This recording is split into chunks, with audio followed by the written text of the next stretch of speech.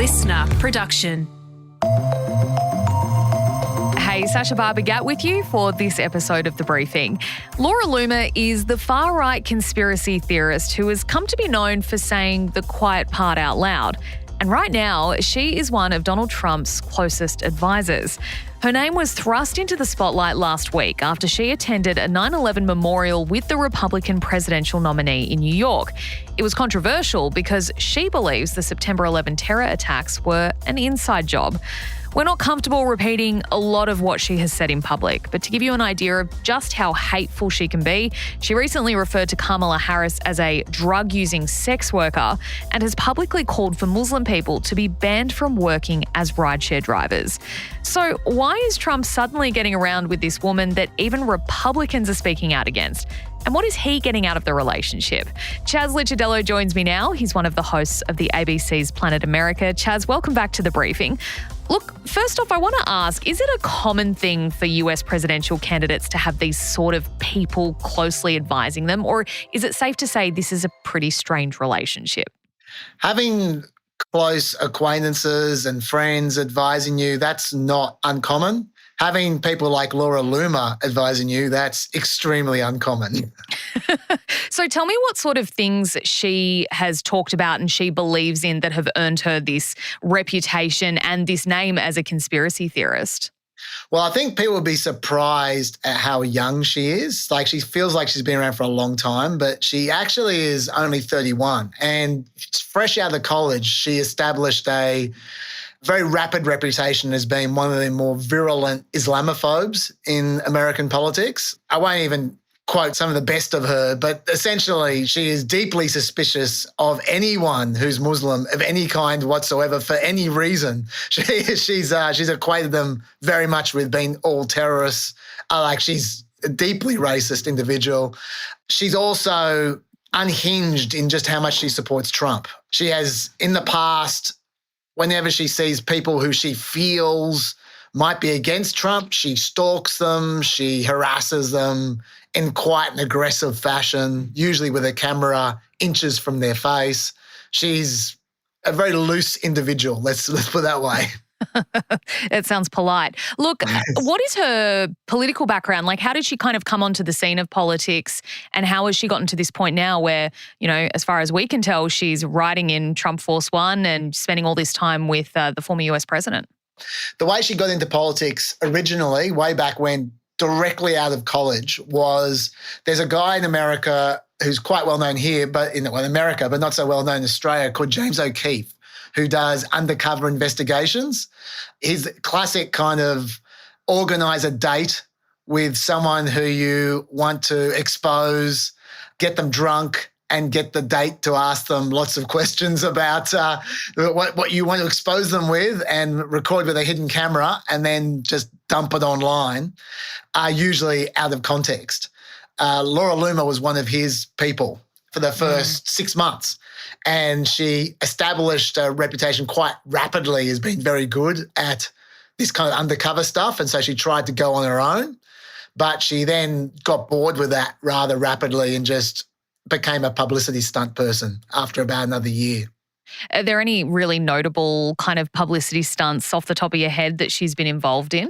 Yeah, look, the stuff that she's best known for involves less exposing other people and more just whining about herself, because when she first broke out with all the Islamophobic stuff, she got herself banned from Twitter like really fast, for essentially accusing Ilhan Omar, who is one of the few Muslim congressional reps in America, of basically being in favour of female genital mutilation. For no reason, just because she's Muslim. Wow. And she's from Somalia as well. And so she basically just had to go with her about that. And Twitter just said, nah, we're not doing that. Just banned her immediately. And for the next 2 years, she became obsessed with Twitter banning her. And she compared herself constantly to the Holocaust victims because she was banned from Twitter. And one of her stunts, to answer your question, which was probably the thing she's most famous for, was chaining herself to the door of Twitter with a big yellow Star of David on her shirt to make out like she's this the new Holocaust victim. I should say she's Jewish as well, which just adds to the flavour of it all. But the thing that was most laughable about it was she only chained herself to one of the double doors. So everyone was just walking past her all day. It was completely pointless. But she's recording herself live streaming, going, "Oh, I'm a prisoner. Oh, and you got to cut me free," all this kind of stuff. It was hilarious. And because it was so ineffective, it became quite famous as the Laura Loomer stunt. But yeah, that's probably the thing she's best known for. Yeah, okay. So how do we think, or how do we know maybe, that she is influencing Donald Trump's campaign so far? Okay, well, look, we don't know anything for a fact. This is all about speculation. Let's be clear about this. But it's pretty informed speculation. And what I'm referring to there is the fact that Laura Loomer, since she got back on Twitter, since Elon cracked her out of Twitter jail and she's back on Twitter, she's really made a thing out of playing real hardcore against the opponents of Donald Trump online. And she just digs up whatever dirt she can. And look, I'll give her credit. Even though she's a little bit nuts, she's not unintelligent. She's good at digging stuff up. Now, some of it's real, some of it's not. Most of it's not. But she's good at digging up stuff that seems real at the very least. Like, she's not your usual kind of laughable, oh, here's an obviously forged document type person. Like, she's the kind of person you need to stop and think if you want to debunk her. And a number of Trump's more insane obsessions over the last 12 months have come directly from her, as in she's the person who has been pushing them on Twitter. No one else, just her. And then Trump took it up. Like, for instance, Trump's ongoing obsession with Judge Merchan's daughter, Lauren Merchan. Judge Merchan was the guy who was in charge of the New York trial, the 34 felonies trial that he's been found guilty of. Trump has been obsessed with his daughter for the last 6 months. The fact that she worked at a publicity company that was hired by Kamala Harris and Joe Biden at one point in time, that all the information they have on Judge Merchan's daughter came from Laura Loomer. She dug that up and she publicized it endlessly. If I go through some of her greatest hits over the last 2 years, they match up with Trump's greatest hits perfectly. So there's no doubt, I think, that he at least pays very close attention to her on Twitter. The cats and dogs story from Springfield just this week has been spread by many people, including Trump's vice president, but Laura Loomer used some of the phrases, the exact phrases online that Trump used himself. So I think he's paying attention to her in that respect as well. That's why I think we know she's influencing him, just because he keeps on using the same phrases she uses for the same stories that she uses. Okay. What do we know about their relationship, whether they've spent physical time together? When I say physical, I don't mean, intimate. I just mean like have been in the same room, have spoken to each other. Like I said, there are rumours that she spent time on his plane and travelled with him to rallies. Do we know any of that for a fact? We know for a fact that she was on his plane for 3 days last week. We know that for a fact. Any more than that, we don't know. Okay. What would Donald Trump get out of a, advisor relationship with her? Like, what benefit can he garner from that?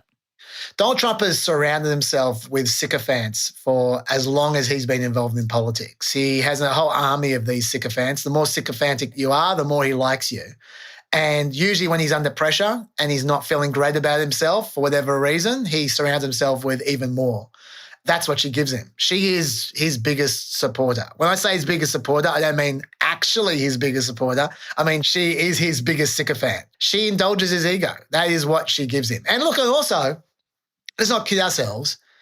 It's not like she makes him follow these loopy paths that she takes. He likes that stuff, and she's really good at supplying it. So she is his dealer in misinformation.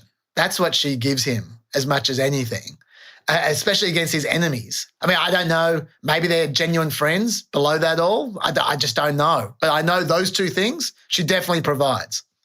Has Trump's campaign addressed the rumours that she is closely advising him at all? No. They're not at all. They've stayed well away from it. Look, Chaz, before we let you go, do you ultimately think that Loomer will help or hinder Trump's re-election bid, or do you think that her presence isn't really of much consequence? Well, I'll tell you this much. There's no way she can help. There's no one who says, oh, I'm going to vote for Trump because Laura Loomer's involved with him. That's for sure. All she does is she's toxic on the political scene, and there will be a whole bunch of old school Republicans who would be put off by her if they've even heard of her because she's so online. So I would say either she makes no difference whatsoever or she's a slight negative. She's certainly not a positive. Look, I suspect Trump's got a pretty good instinct for when people become a liability for him and then he tosses them overboard. I expect we won't be hearing so much from Laura Loomer in the next couple of weeks, but I might be wrong on that. We'll see.